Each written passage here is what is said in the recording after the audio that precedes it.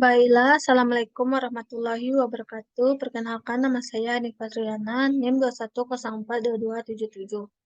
Saya akan mempresentasikan tugas Sistem Informasi Manajemen.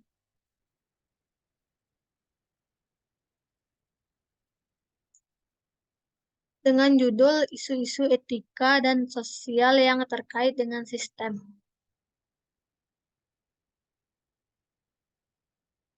Sistem-sistem yang ada di masyarakat seringkali memunculkan berbagai isu etika dan sosial yang kompleks.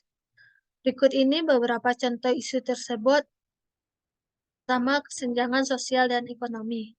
Sistem ekonomi yang tidak adil seringkali menyebabkan kesenjangan yang signifikan antara kelompok-kelompok sosial.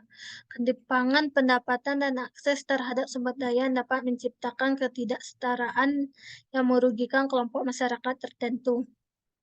Diskriminasi. Beberapa sistem dapat memberikan perlakuan yang tidak adil berdasarkan ras, gender, agama, orientasi seksual, atau karakteristik pribadi yang lainnya. Hal ini dapat menghasilkan diskriminasi struktural dan kesenjangan dalam peluang hidup. Privasi dan pengumpulan data.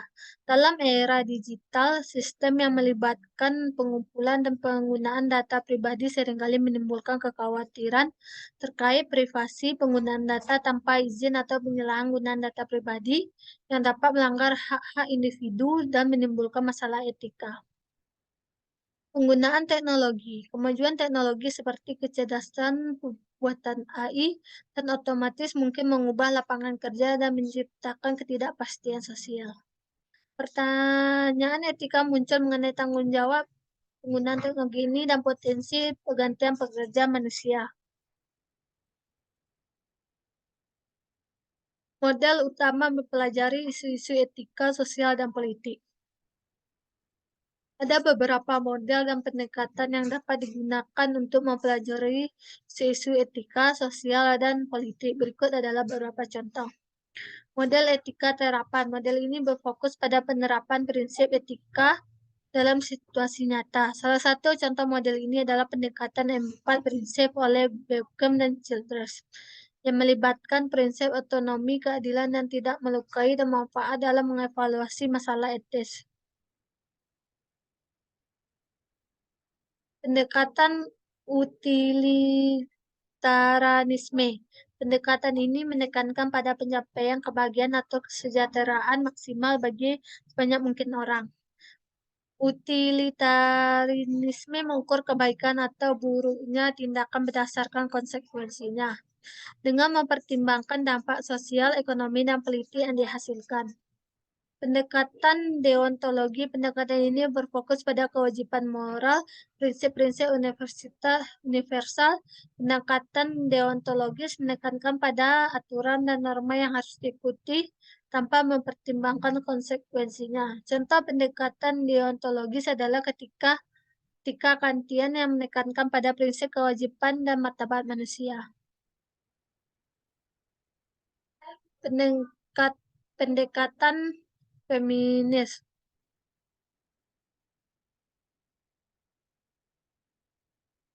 Pendekatan feminis. Pendekatan ini mengeksplorasi isu-isu sosial, politik, dan etika dari perspektif gender dan keadilan sosial. Pendekatan feminis menyoroti ketidakadilan dan diskriminasi yang dialami oleh perempuan dan menganalisis bagaimana struktur sosial mempengaruhi kehidupan mereka. Pendekatan multikultural. Pendekatan ini mengakui keberagaman budaya dan nilai dalam masyarakat dan berusaha memahami perspektif yang berbeda secara etis dan sosial. Pendekatan ini melibatkan dialog dan pemahaman terhadap nilai-nilai, keyakinan, dan praktik budaya yang berbeda. Peraturan perundang-undangan yang terkait penerapan SIM. Terdapat beberapa peraturan perundang-undangan yang terkait dengan penerapan SIM, namun peraturan ini berbeda di setiap negara. Berikut adalah beberapa contoh peraturan yang umumnya terkait dengan penerapan SIM. Undang-Undang Perlindungan Data Pribadi. Undang-undang ini bertujuan untuk melindungi data pribadi individu. Biasanya, undang-undang ini mengatur tentang pengumpulan, penggunaan, penyimpanan, dan pemrosesan data pribadi oleh organisasi, atau perusahaan. Ini termasuk persyaratan keamanan data, persetujuan pemegang data, dan hak individu data pribadi mereka.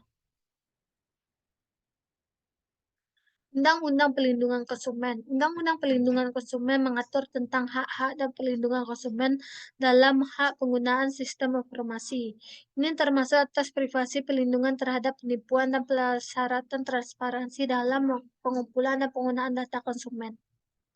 Undang-Undang Pelindungan Kekayaan Intelektual. Undang-undang ini melindungi kekayaan intelektual seperti hak paten, desain industri, merek dagang, dan rahasia dagang.